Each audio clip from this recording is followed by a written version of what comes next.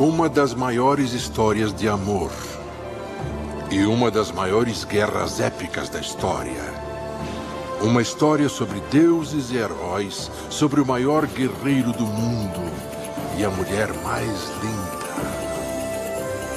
É a história do cavalo de Troia, em 1000 navios. Mas quanto disto é verdade? A guerra de Troia realmente aconteceu? E que segredos se escondem sob essas colinas, a oeste da Turquia? Essa poderia ser a cidade perdida de Troia? É uma história moderna de detetive que encerra um antigo mistério. A história por trás do épico. Uma história de ouro roubado, esqueletos enterrados em impérios despedaçados, que pode ser mais fantástica do que Homero poderia imaginar.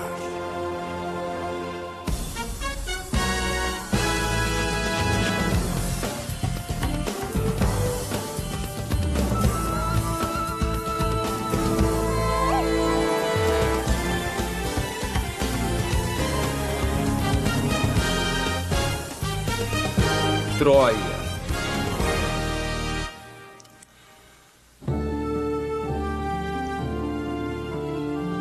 Esse tesouro de ouro tem cerca de 4.500 anos. E tem também uma história estranha, que leva a uma civilização perdida conhecida como Troia.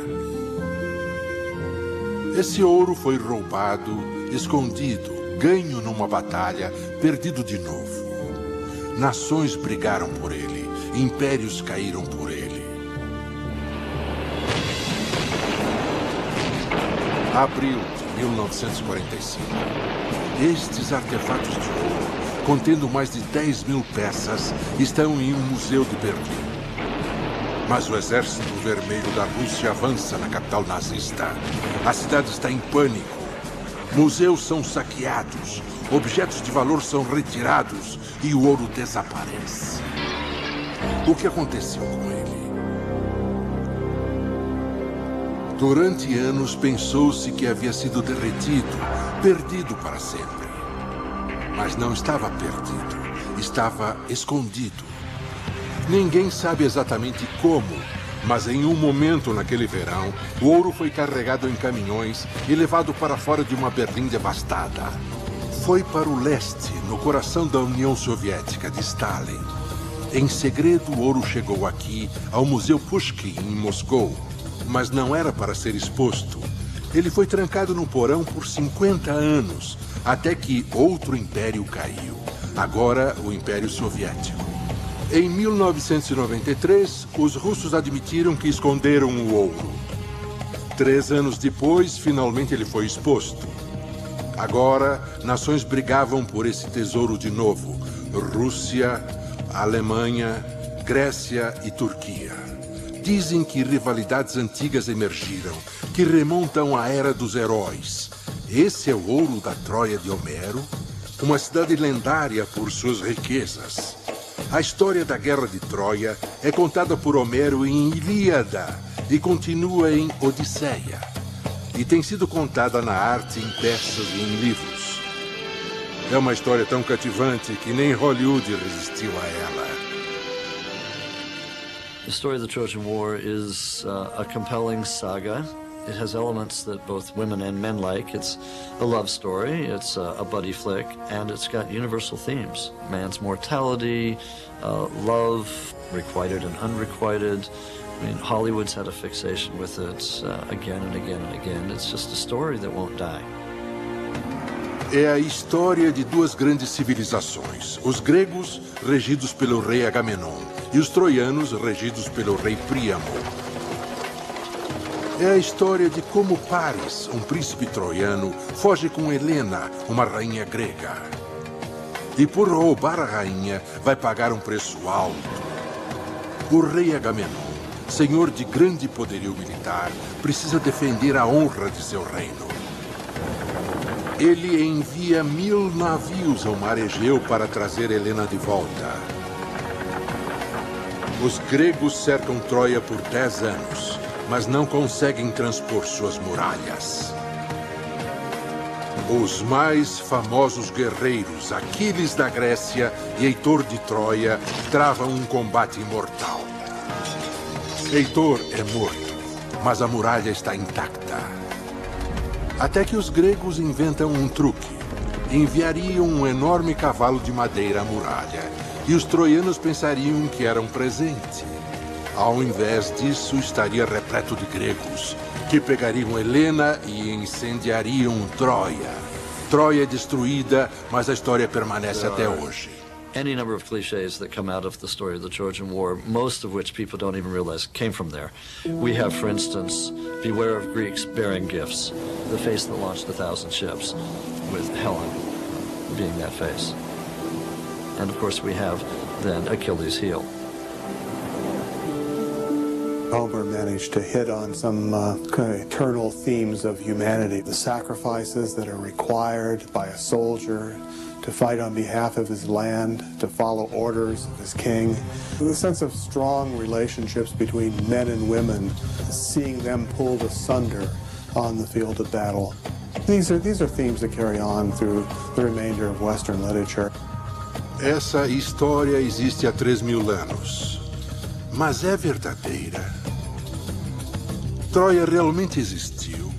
Houve a Guerra de Troia? A Guerra de Troia supostamente ocorreu 1.300 anos antes de Cristo. Uma época em que a escrita era praticamente desconhecida e não há registros. Levou 400 anos para que as histórias de Troia fossem escritas nos livros chamados Ilíada e Odisseia.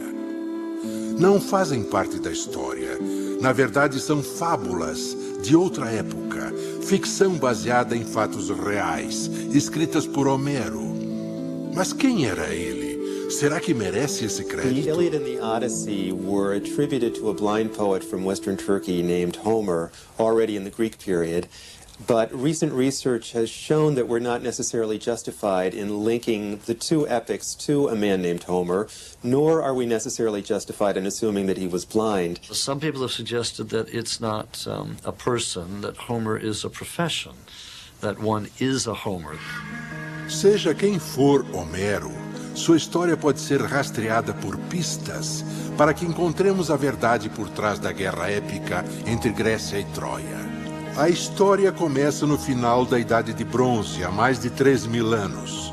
Em um grande jantar entre reis e rivais comerciais, o rei Príamo de Troia e o rei Menelau da cidade grega de Esparta competiam por rotas comerciais e estavam comemorando sua parceria. Mas havia um problema.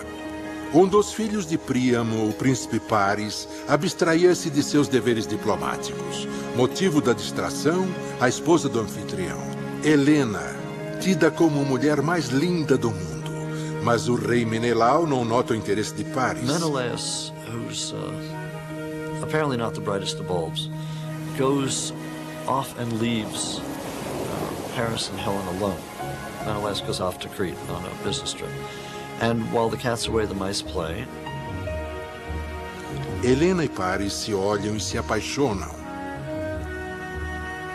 E começam um romance ilícito. Paris leva Helena com ele para Troia. Now, there are two versions. The Greek version said that Helen had been kidnapped and had been taken away. The Trojan version said that Helen had actually fallen in love with Paris and had left voluntarily. Either way, Helen winds up back in Troy. When Menelaus comes back, he finds his wife is gone. Em qualquer época, sequestrar uma rainha é um insulto. No século 13 a.C. era um ato de guerra.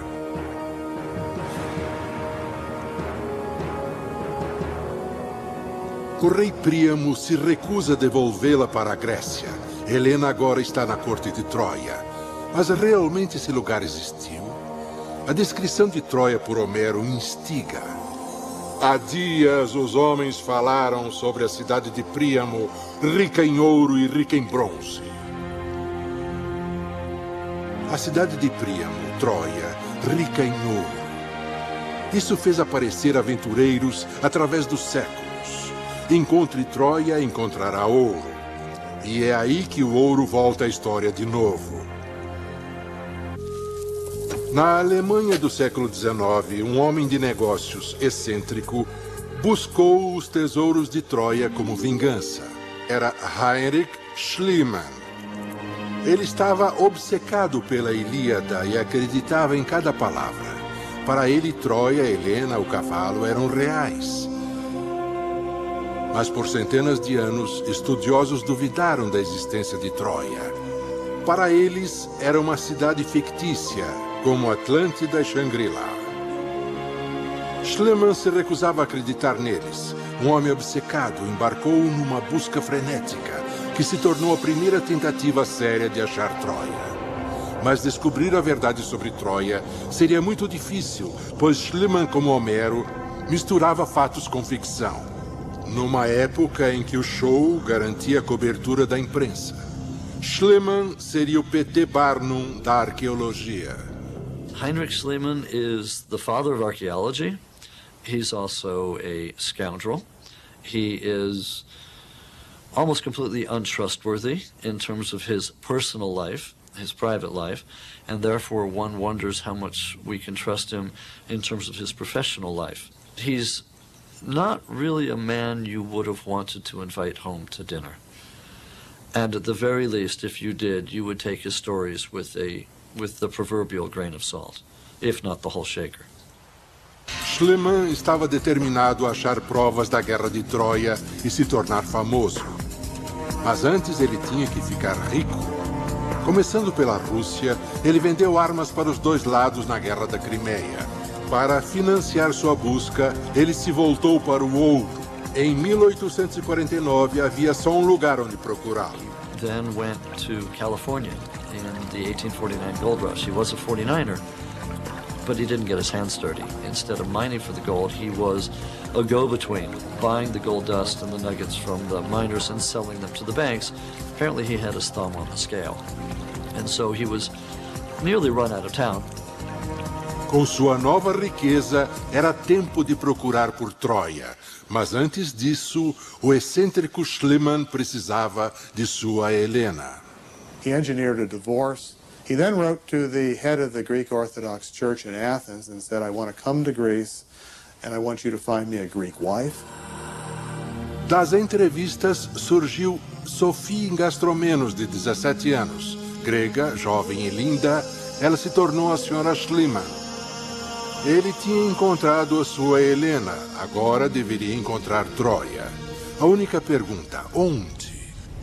Os textos de Homero são como o mapa do tesouro, cheios de pequenas pistas. Ele descreve Troia como um lugar de ventos, cheio de carvalhos, no limite do antigo Helesponto. Isso fez Schliemann ir para o nordeste da Turquia em 1868, onde parece estar o túmulo de Aquiles, bem perto da cidade de Beziktepe, na costa do Egeu. Se acreditar em Homero, Troia deve estar perto. Schliemann aproxima-se de um homem que sabe como revelar o mistério. Ele era Frank Calvert, um diplomata e arqueólogo amador. Frank Calvert said to him, you know, on my land there is a site named Hissarlik, and I've been excavating there. I believe it's Troy. Why don't you come and take a look and dig, and if it's Troy, we can work something out.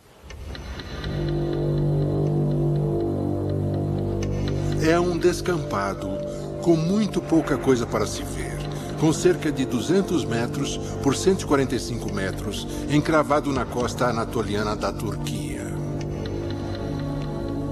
Calvert convenceu Schliemann de que esse lugar, longe de tudo, foi outrora a civilização cosmopolita de Troia.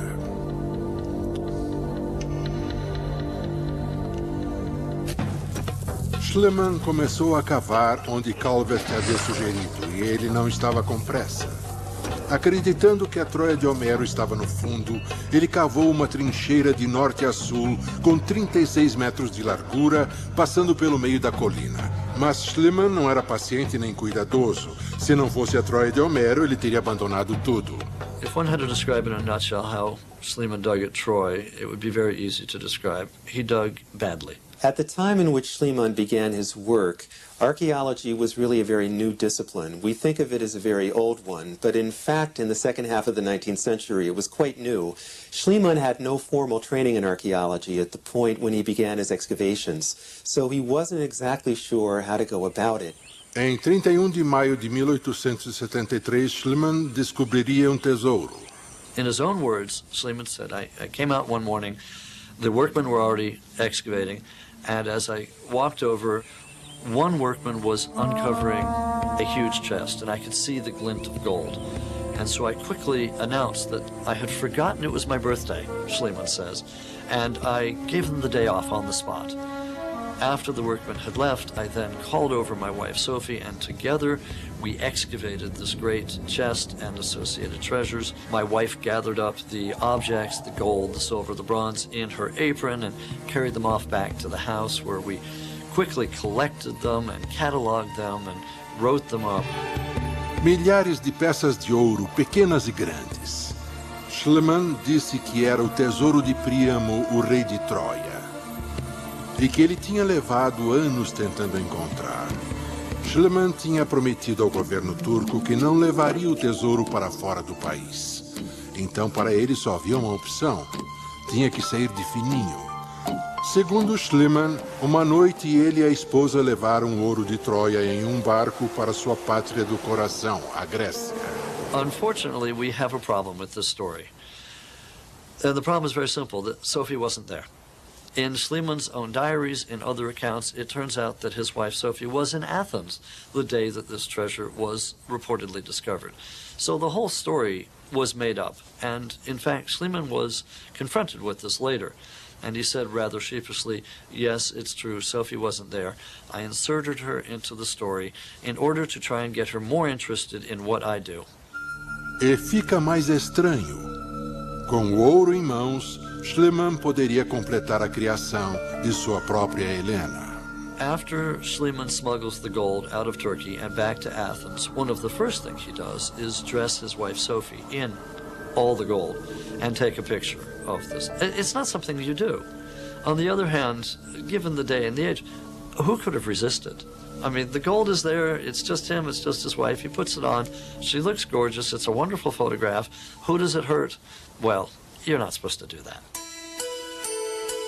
Para Schliemann, o sonho de sua vida tinha se tornado realidade. Ou assim pensava ele. Com certeza era tesouro, mas não era o de Príamo. O assistente de Schliemann, Wilhelm Dorpfeld, viu que o ouro não era da época da Guerra de Troia, século 13 a.C.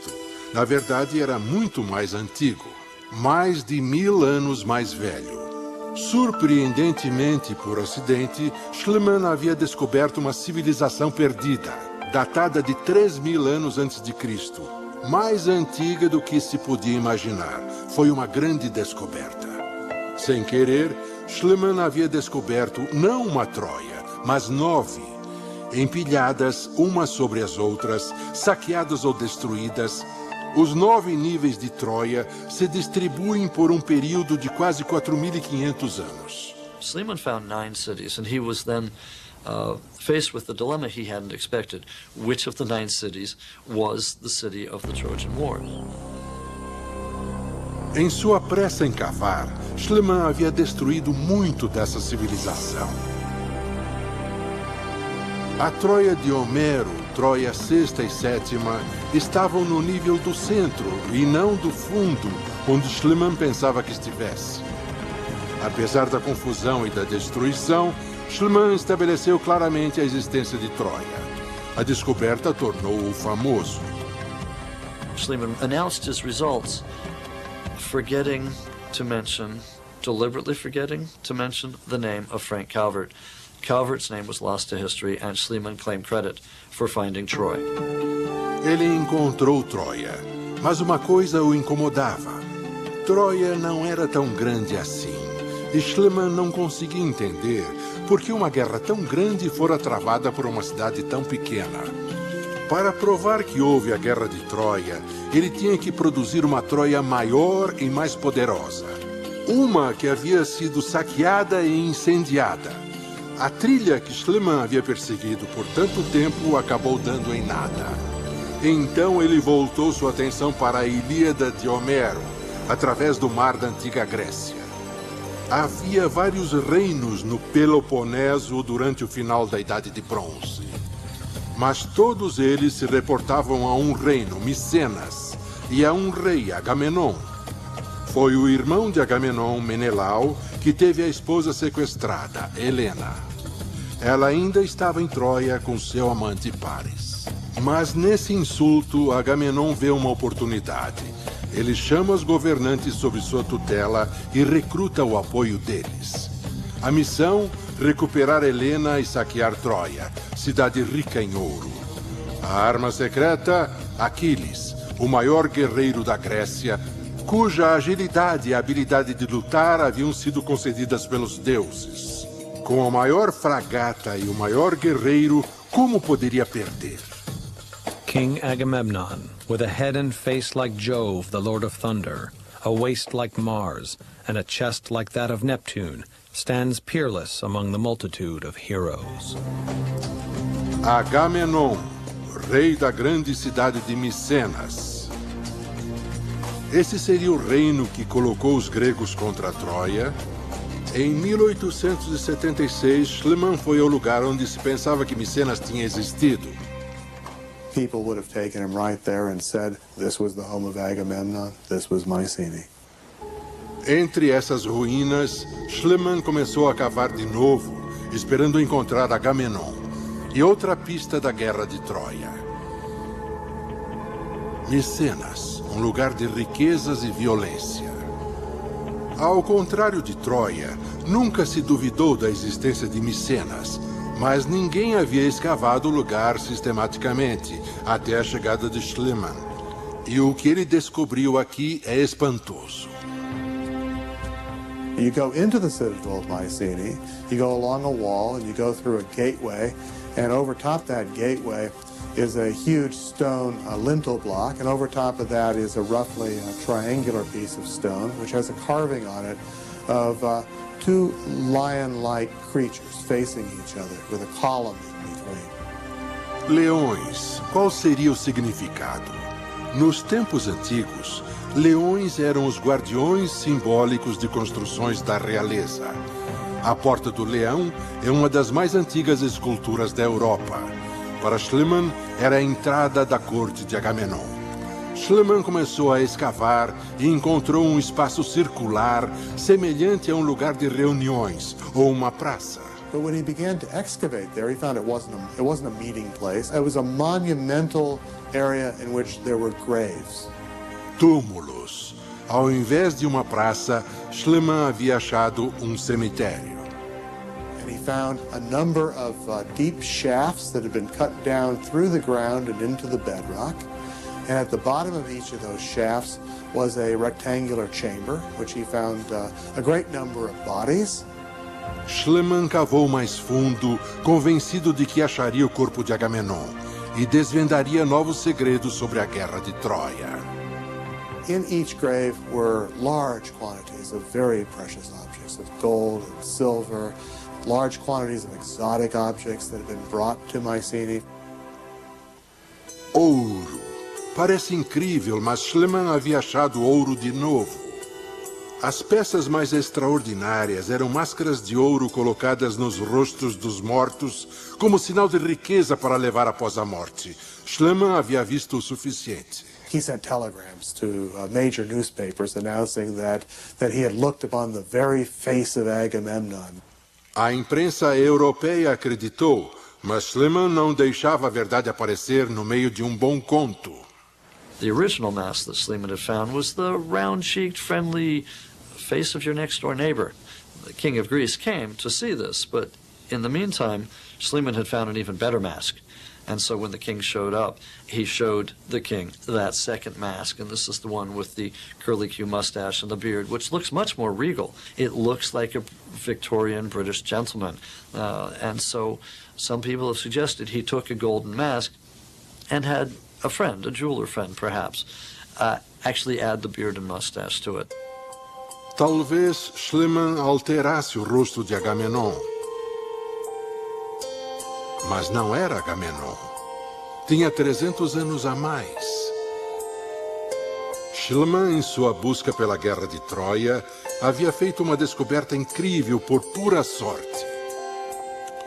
A máscara era de antes de Micenas, mas Schliemann ainda estava procurando a Micenas, que atingiu o apogeu na Ilíada de Homero. Nos anos seguintes, arqueologistas fariam uma ligação com Homero, um elmo com presas de javali que combinava com a descrição na Ilíada. And over his head he set a helmet made of leather. The gleaming teeth of a white-tusked boar ran round in rows stitched neat and tight.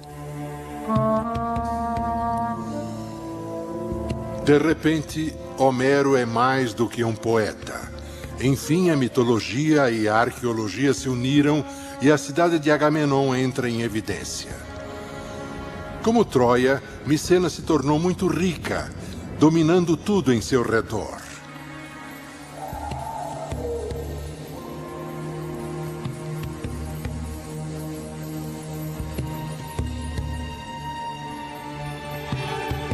Também tinha um histórico de uma dinastia violenta.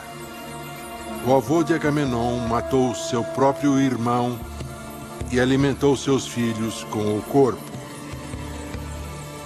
No tempo de Agamenon, essa cidade estava em guerra e o destino de Micenas era incerto.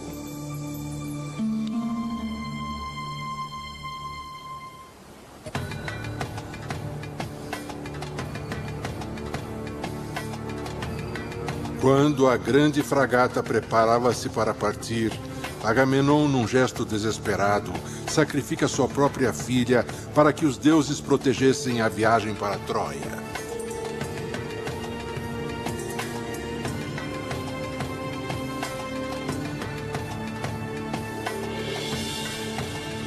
Uma frota de 1000 navios poderia cruzar o Mar Egeu e atacar o nordeste da Turquia?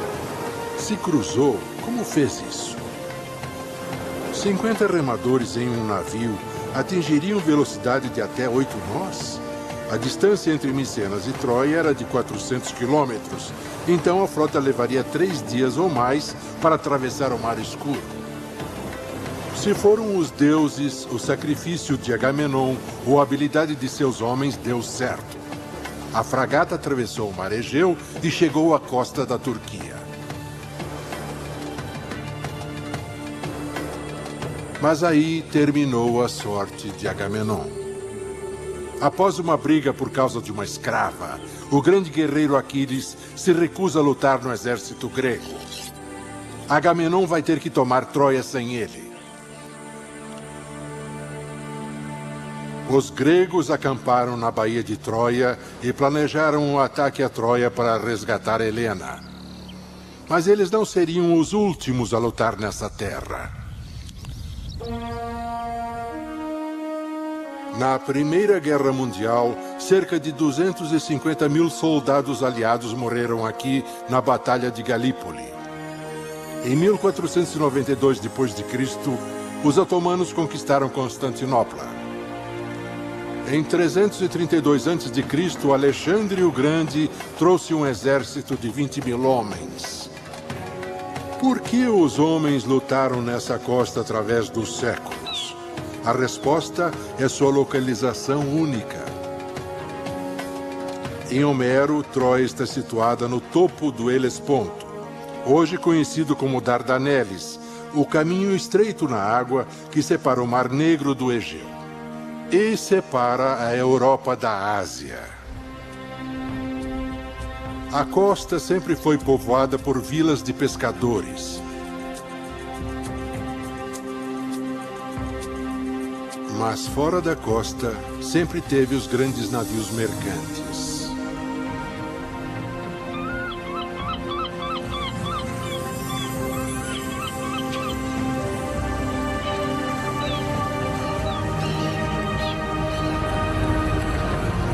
Muita da antiga riqueza mundial passou por essas águas estreitas.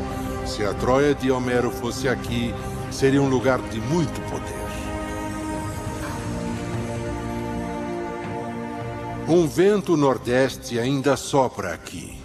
É um vento que ajudou a fazer a riqueza da cidade. The winds and the currents frequently were going the wrong way, and the sailors would have had to put in at the port for up to 6 weeks at a time. And Troy, the rulers of Troy, probably would have taxed those ships. Troia seria um pedágio da Era de Bronze e a riqueza aumentava.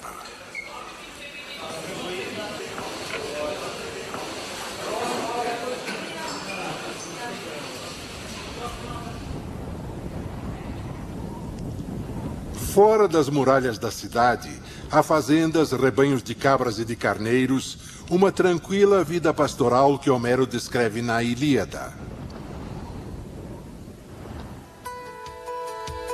Dentro da cidade, ela é majestosa. A vida na corte de Troia está dentro da muralha, onde o rei Príamo, na Ilíada de Homero, cobra pedágio e taxas dos navios mercantes.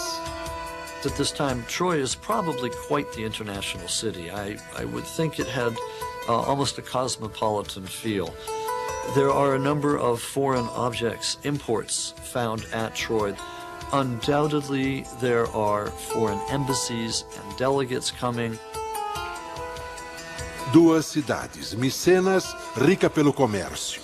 Troia, rica pelos impostos do comércio. Essa rivalidade entre gregos e troianos seria um motivo real para haver a Guerra de Troia? We certainly know there were wars in the Bronze Age involving all of these parties who were involved in trading networks in the Eastern Aegean. And it's not surprising, given Troy's location, that it was pulled into this network. No fim da Idade de Bronze, só há um modo de atacar uma fortaleza: ir em frente. Na história de Homero, é o que os gregos se preparam para fazer. Eles se reúnem na frente dos portões da cidade. Mas Paris, temendo uma batalha sangrenta por sua mulher, se oferece para lutar em um único combate com qualquer um dos gregos.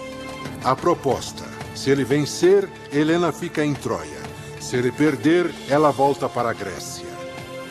Menelau, marido de Helena, sedento por vingança, aceita o desafio.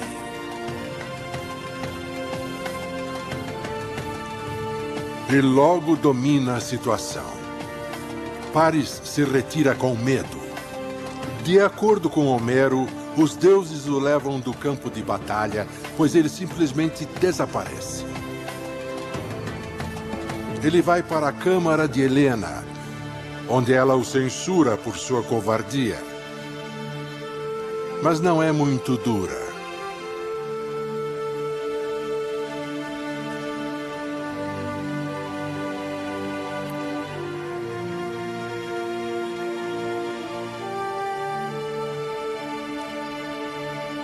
Um covarde bonito cujo romance ameaça uma civilização.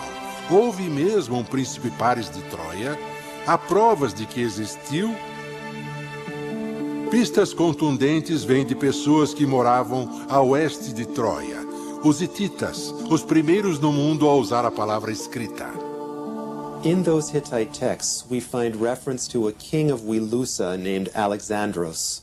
Alexandros is another name for Paris, who of course was a prince of Troy. It looks as if there were conflicts in the late Bronze Age around Troy and in association with this king named Alexandros or Paris.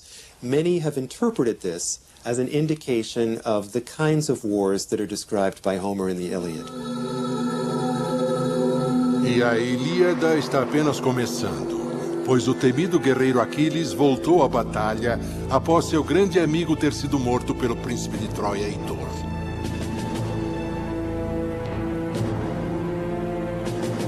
Enfurecido, Aquiles elimina o exército troiano e manda o que restou para os portões da cidade. O cerco grego chegou às portas de Troia. Homero descreve a muralha na Ilíada. The great walls and gates and timbered doors we hung, well planed, massive, and bolted tight, will shield the city. Mas houve um grande cerco a Troia? Schliemann não achou provas disso. Mas Schliemann não tem a última palavra sobre Troia. Em 1932, Carl Blegen, da Universidade de Cincinnati, começou a reescavar em Hizarlik. Blegen não era como o falastrão Schliemann. Ele escavou com precisão e conhecimento, mas o objetivo era o mesmo: encontrar provas da Guerra de Troia. O 6º nível de Troia era uma cidade internacional onde a vida era boa. Mas a equipe de Blegen descobriu que o 7º nível de Troia, a Troia do tempo do cerco descrito por Homero, era um lugar muito diferente. Eles viram que o luxo tinha acabado. Os sinais de riqueza tinham desaparecido. As condições de vida haviam deteriorado. O que aconteceu com a Troia rica e pacífica? Então, uma pista importante. Eles encontraram jarros de armazenagem, grandes, muitos. Os moradores de Troia estavam armazenando comida. All of the residents, or most of the residents living in the surrounding area, had moved up into the protection of the citadel. Then you would have had difficulty maneuvering through the streets of the city because houses were built very close to each other.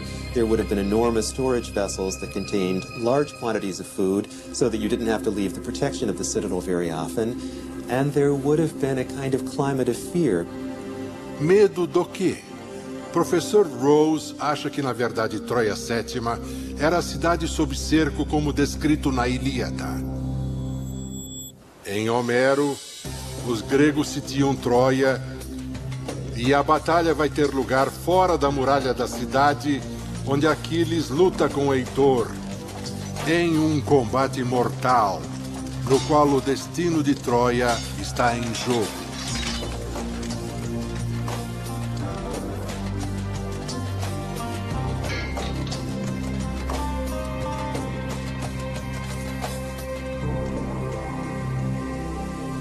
Aquiles mata o príncipe de Troia, mas o pior está por vir. Ele amarra o corpo de Heitor à carruagem pelos pés e dá 3 voltas pela muralha, e os pais de Heitor, rei Príamo e rainha Écuba, assistem horrorizados. Poderia isso ter acontecido? Os comandantes aristocratas gregos lutaram contra seus opositores? De novo, os hititas deixam pistas. There is a text from the Hittite capital in Boazkoi which seems to refer to an aristocratic warrior from the Greek side fighting another aristocratic warrior from the Hittite side. So you did have these face-offs in the late Bronze Age. Em Homero, Aquiles não é invencível. Como todos os mortais, ele tem uma fraqueza. No caso dele, o calcanhar. Uma flecha é disparada em seu calcanhar. Quem o mata é tido como covarde, Paris. Aquiles está morto. Mas temos provas de que ele viveu. Uma pequena pista no porto da cidade de Bezik Tepe. Um monte na forma de cone que desde a antiguidade é tido como o túmulo de Aquiles. Mas as escavações no túmulo deram em nada, e o histórico Aquiles permanece um mistério. Paris, que assassina Aquiles e é a causa da guerra, é morto em batalha. Caso de amor de Paris, começou a guerra. Sua morte poderia terminá-la e mudar o destino de Troia? O rei Príamo tem a chance de devolver Helena e se sair bem. Mas o orgulho aparece de novo na história de Homero. Príamo se recusa a devolver Helena. Os gregos devem entrar à força para resgatá-la. Na Ilíada é o deus Poseidon que constrói a muralha de Troia. Poseidon diz: I walled the city massively in well-cut stone to make the place impregnable. Paredes intransponíveis. 10 anos de cerco e as paredes de Troia ainda estão lá. Parece estranho para uma cidade tão pequena.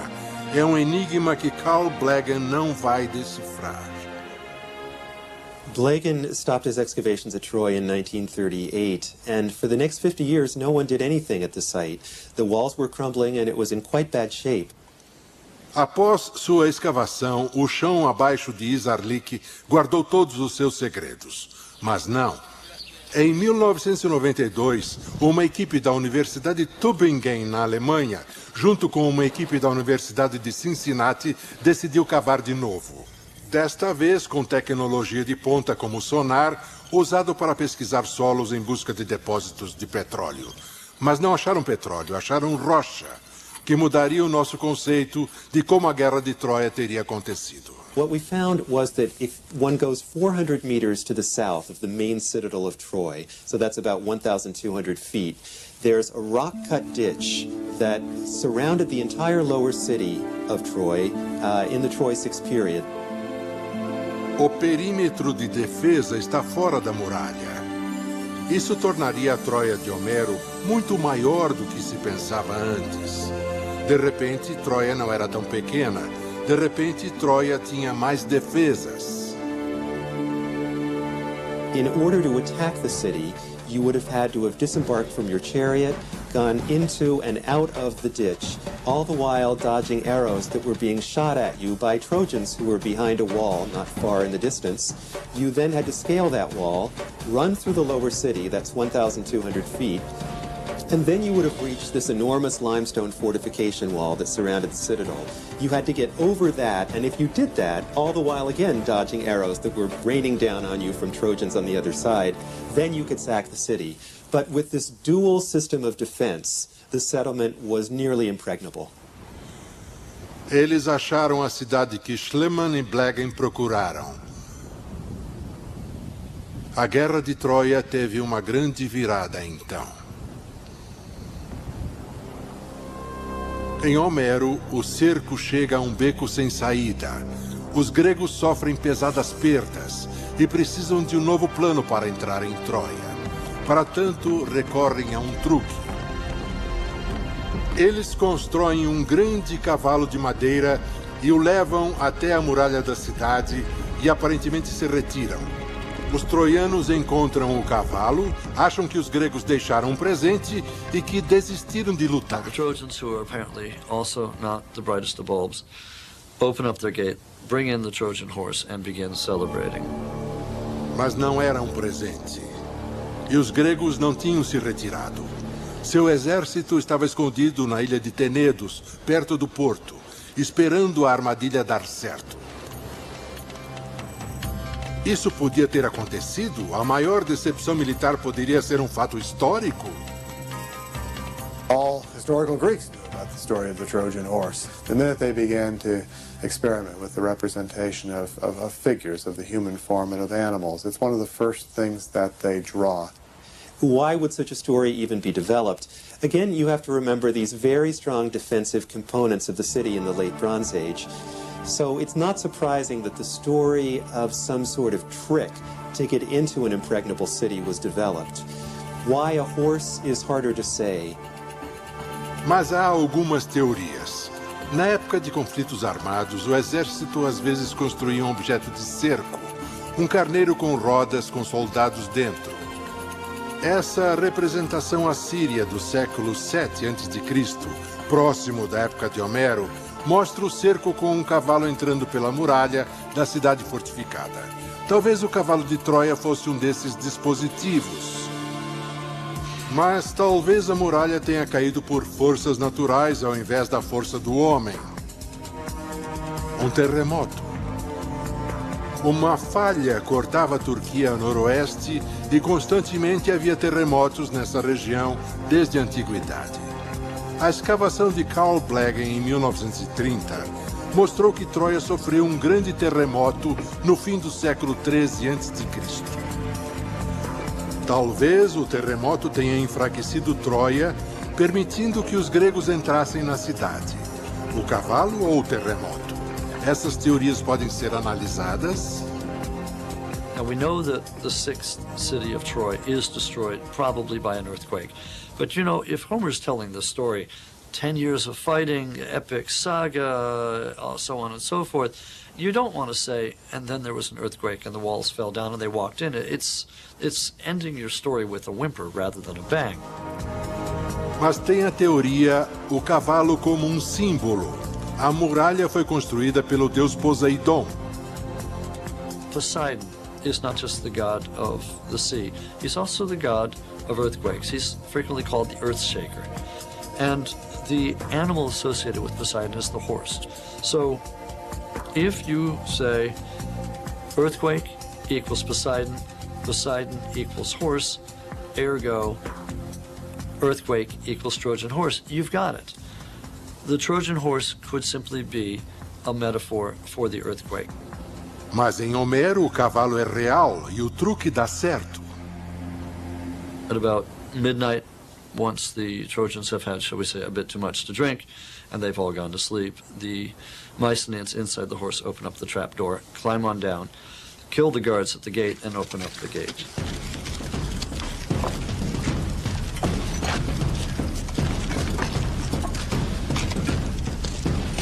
E matam todos em Troia, inclusive o rei Príamo. Enquanto isso, Menelau procura por Helena, determinado a matá-la. Mas quando a encontra, é de novo cativado por sua beleza e a leva com ele. Mais uma vez, a beleza de uma mulher tem um impacto profundo no destino dos personagens de Homero. Mas o que sabemos sobre Helena de Troia? Uma guerra épica de 10 anos entre gigantes comerciais teria acontecido por causa de uma linda mulher? The Greeks of historical antiquity loved to believe in a Helen of Troy. So for them, Helen of Troy was a very real human being. Now, did she exist? Got me. But certainly the role of women in prehistoric Greece, in the prehistoric Near East, in cementing alliances between kings, between empires, is really undeniable. Mas as mulheres eram sequestradas nos tempos de guerra, transportadas pelo mar Egeu, como os gregos dizem que fizeram com Helena? Esta pedra grega do século XIII a.C. não pôde ser decifrada até 1952. Oferece pistas importantes que levam a Homero. Dá uma lista de mulheres sequestradas na guerra, incluindo uma chamada Torojá, ou Mulher de Troia.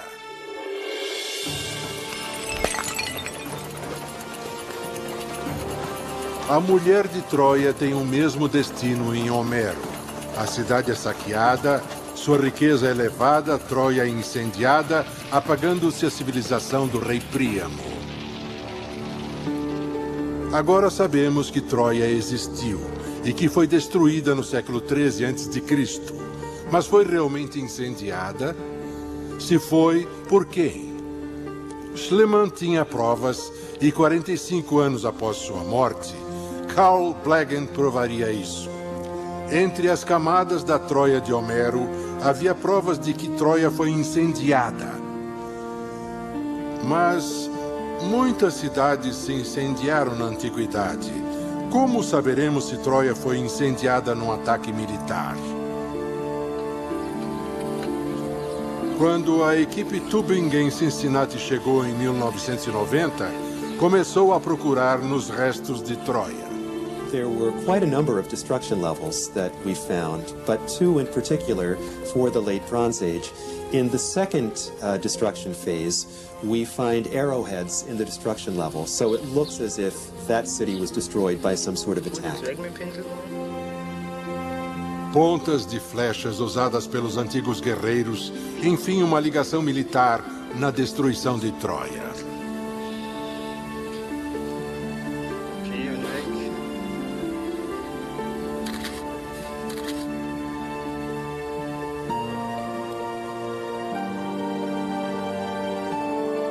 Schliemann provou que Troia existiu.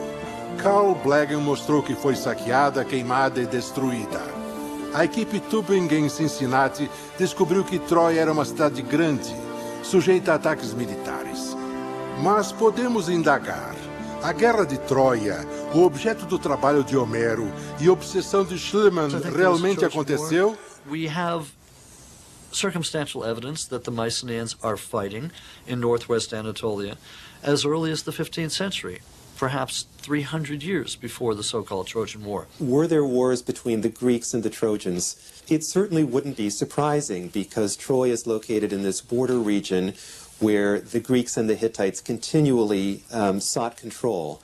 And so Troy was an attractive target for both sides. Certainly there were wars. We have the archaeological evidence for it. Is it conceivable the Greeks were involved? Absolutely. Can we prove it? We can't yet. I often wonder if the Trojan War is a process rather than an event. Could Homer have telescoped 200 or even 300 years of warfare on the northwest Anatolian coast into one epic saga? Of course he could have. A queda de Troia foi o início do fim da Idade de Bronze. Micenas e demais reinos do Egeu seriam destruídos. A região ficaria 400 anos na escuridão. As cidades caíram, mas as histórias sobreviveram. As histórias épicas de Aquiles, Heitor, Helena e Paris, da Guerra de Troia, do Cavalo de Troia, o trágico colapso dos impérios sob a égide da vaidade e da ganância. O ouro de Schliemann foi removido. Estava sob a guarda otomana. Depois dos nazistas e dos soviéticos, todos caíram por sua vez. Tudo que Schliemann tocava parecia virar ouro, mas tudo tocado pelo ouro parecia virar pó. Mas a história da Guerra de Troia e da Ilíada de Homero ainda persistem. Através de milhares de anos, sociedades vêm e vão. Mas romances, amor, guerra e heróis vivem para sempre. Como Heitor disse na Ilíada: Let me at least not die without a struggle, inglorious, but having done some big thing first, for men to come to know of.